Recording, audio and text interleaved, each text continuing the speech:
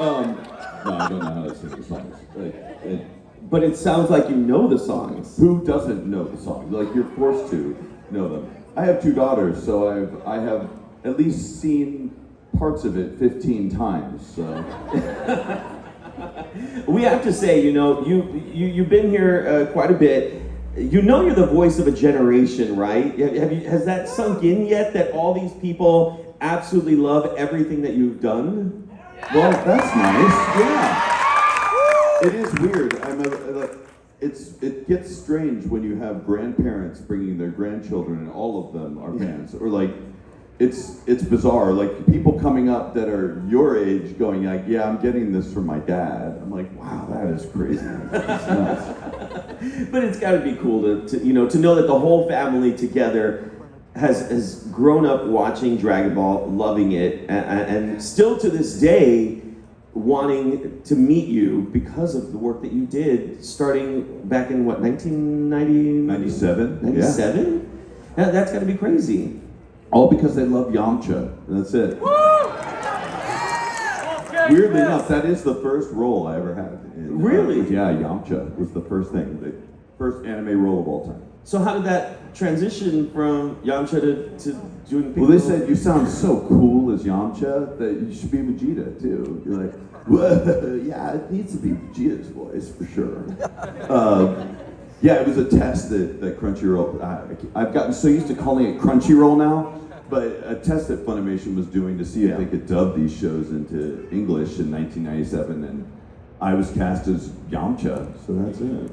That's cool. That seems like such a dream thing. To any actor, obviously. I get a job, it's cool, I get to do it. A lot of people do their job and they go home and that's that. But you don't have that, it's not a luxury, you don't have that ability because, it's something that encompasses you everywhere you go. They hear your voice and they're like, wait a minute.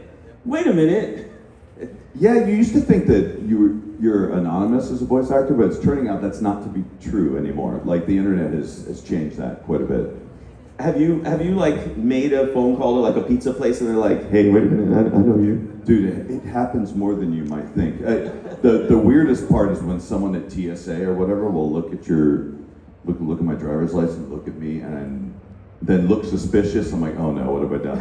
And then they go, thanks, bro. Pass on through. I'm like, okay, cool.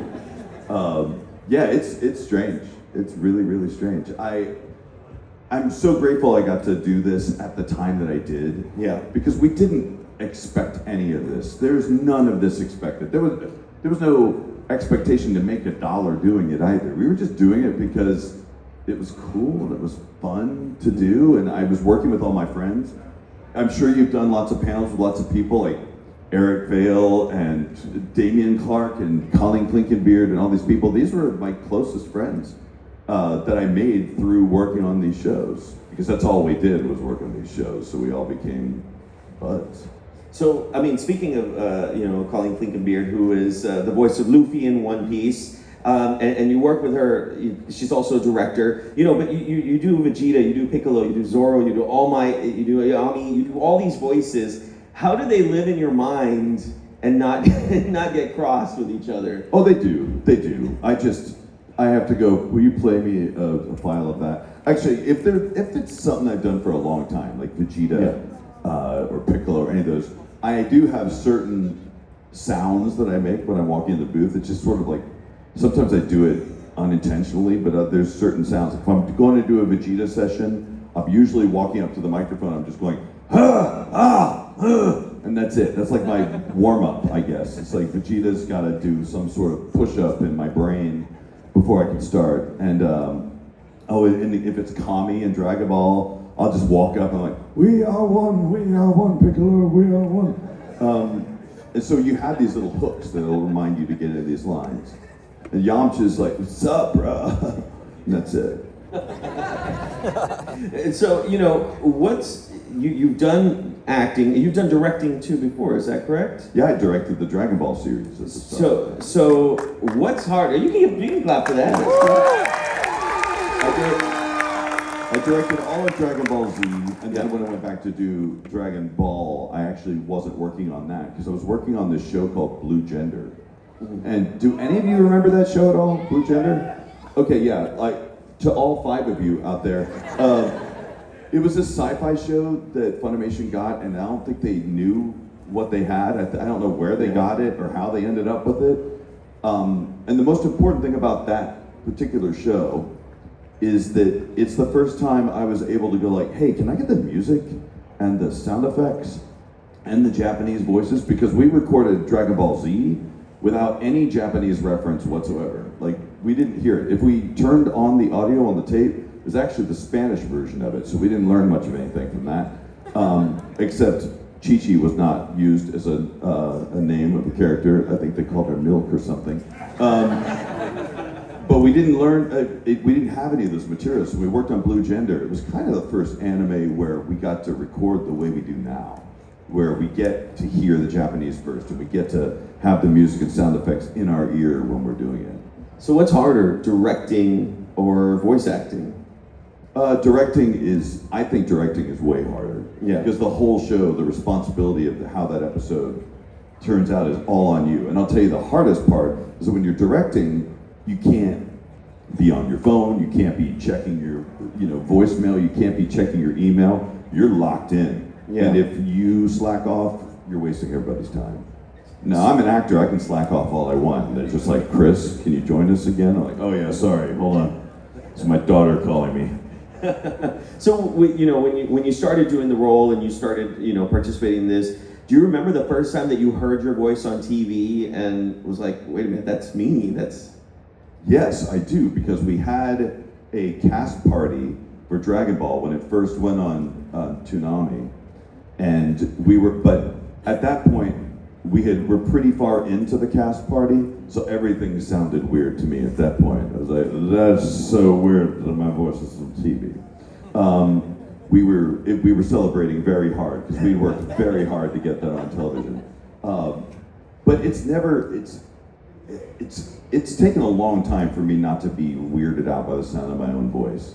But it's something you kind of have to do over time, because people have asked, hey, what are some tips on voice acting? I'm like, you just need to read stuff to yourself with headphones on enough until you don't actually hear your voice anymore. You really just don't pay attention to what you sound like anymore, so that you're not weirded out by it, because that can really throw you off, especially if they got your headphones up too loud. If you're just picking your voice apart when you're acting, it's throwing you off your game entirely. Well, we haven't been able to hear your voice in quite a bit because Diamond just ended earlier in the year, and there's been nothing since then.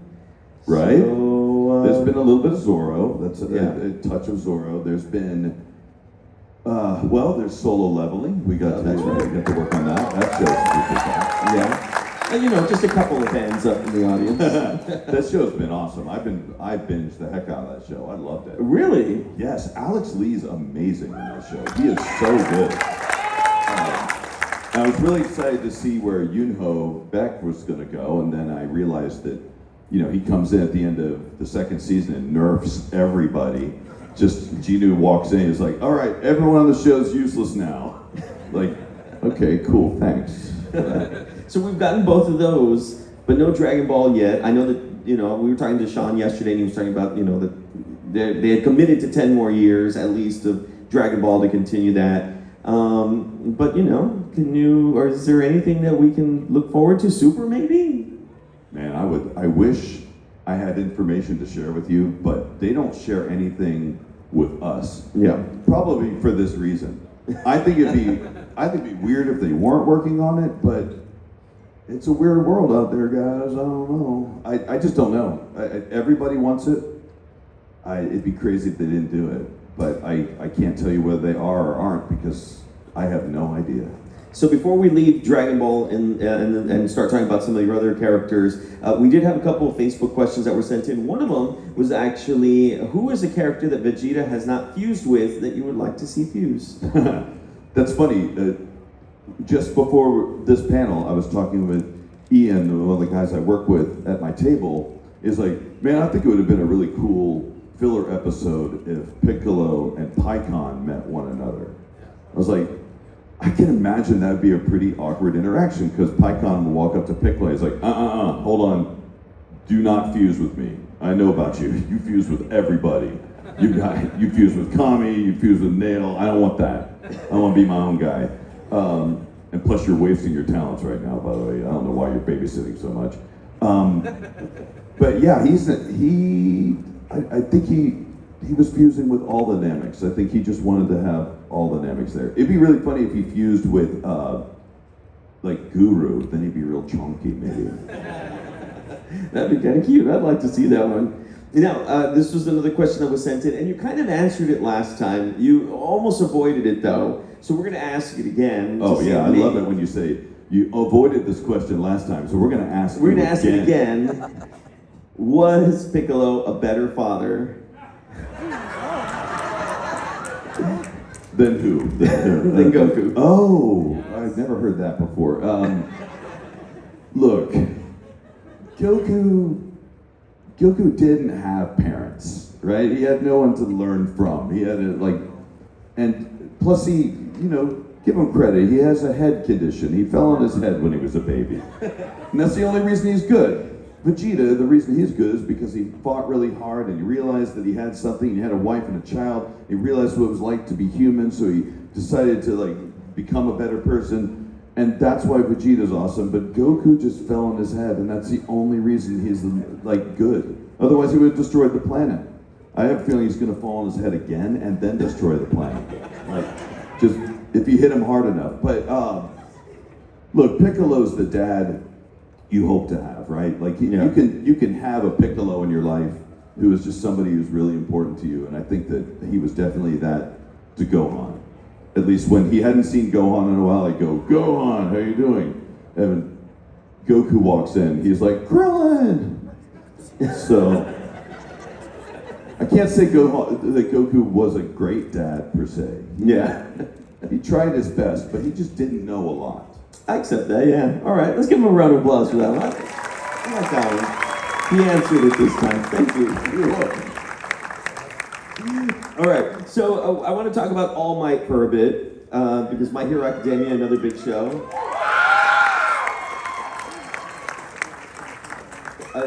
We love the character, we love the direction it's been going. The show is almost wrapped up. It's such a tremendous character and such a legacy character, I want to say. Is it going to be tough leaving that role behind? I was preparing this. I've been preparing for the show to be over for 10 years now. I expected it to be over for All Might in season 2, and then in season 3, and I'm just happy he seemingly has made it at least to this season, which could be the last. I'm assuming it's the last season. But it's going to be melancholy. I think it's really sad feeling that it's going to be going away after all this time. The only thing that gives me some hope is that I've been doing this for 25 years now. Mm-hmm. And one thing I've learned is that anime is kind of one of these things, it's like a Dragon Ball fight. You think it's over, but then there's this cloud of smoke, but when the smoke kind of clears away, it's still there.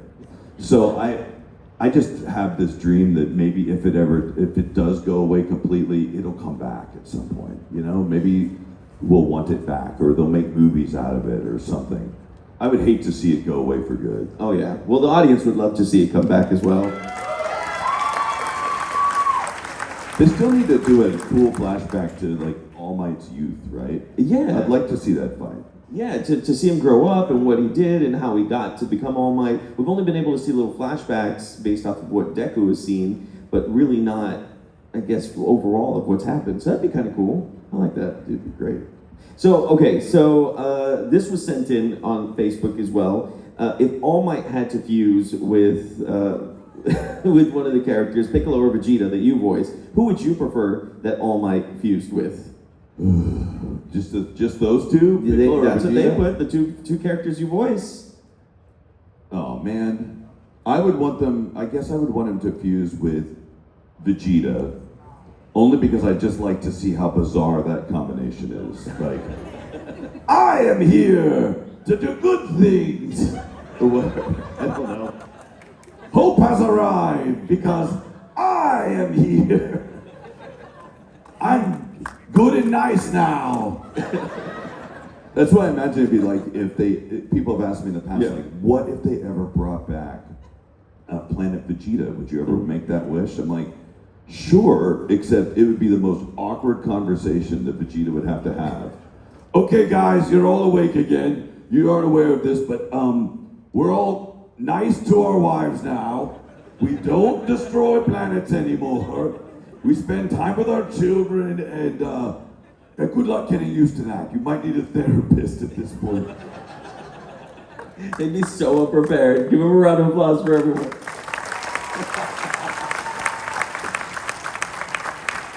Okay, this is another Facebook question that came in.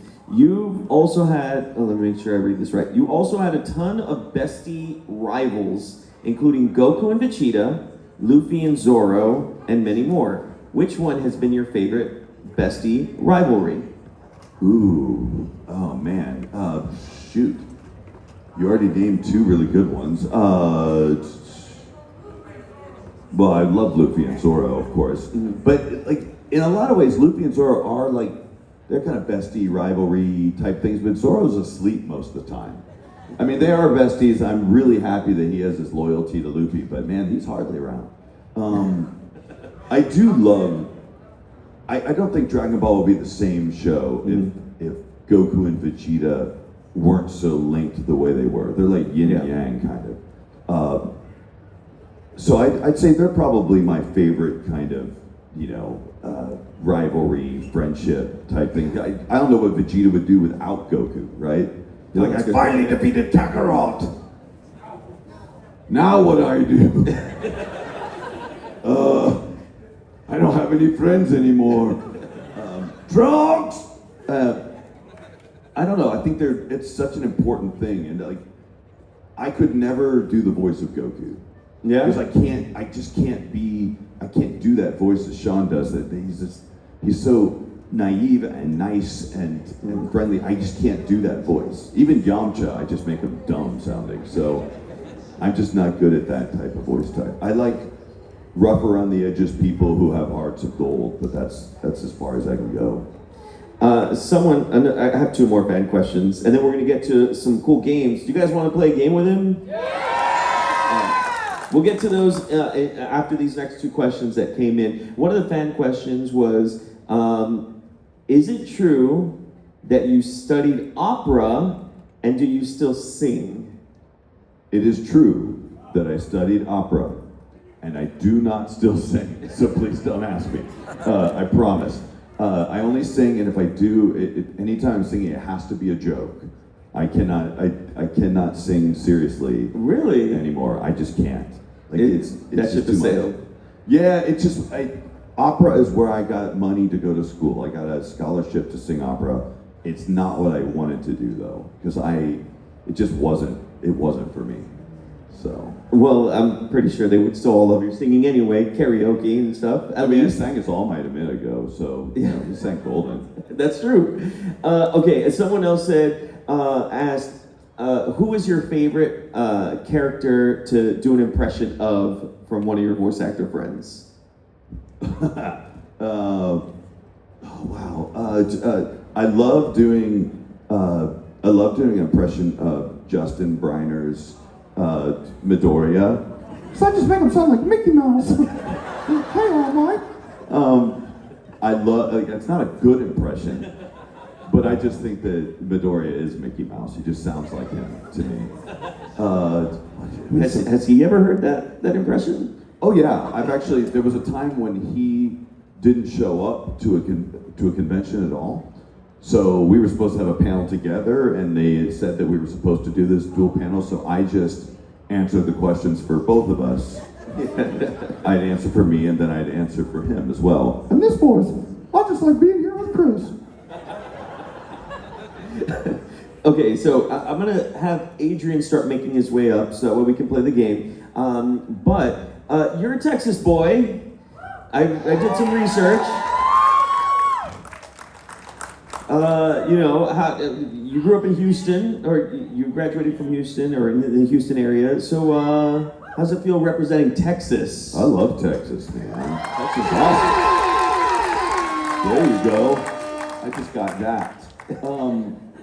Yeah, like don't tell anybody. I was born in Washington D.C., but it's just a district, so that's not really, that doesn't count, right?